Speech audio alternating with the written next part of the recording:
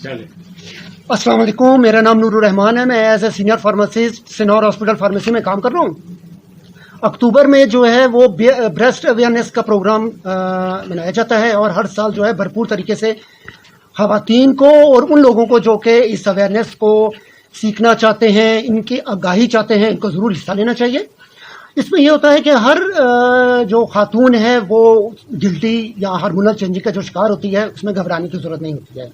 हमारी जो सबसे जो बड़ी बदकिस्मती है, हमारे जितने भी रूरल एरिया स्पेशली बलूचिस्तान के जो है पसमानदा इलाके, वो जो ख़वातीन हैं वो इस पे बिल्कुल जो है आगाह नहीं रहती, और चाहे मर्द हो चाहे बुज़ुर्ग हो, वो इनसे जो है बिल्कुल जो है वो आगाही हासिल नहीं करना चाहते। तो मेरी उनसे भी अर्ज़ गुजारिश है इस फोरम से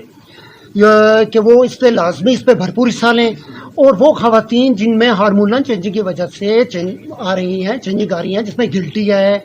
जिसमें कोई ज़ख़म है या कोई रसूली टाइप अगर वो फील करती हैं, तो उनको अपने बुज़ुर्गों से, ख़वातीन से मतलब बिल्कुल इस पर भरपूर जो है डिस्कस करना चाहिए, और फ़िज़िशियन जो है उनसे बिल्कुल रब्ता करना चाहिए और इसका चेकअप लाजमी करवाना चाहिए, क्योंकि हर गिल्टी, हर ज़ख़म जो है वो कैंसर नहीं होता, और इसका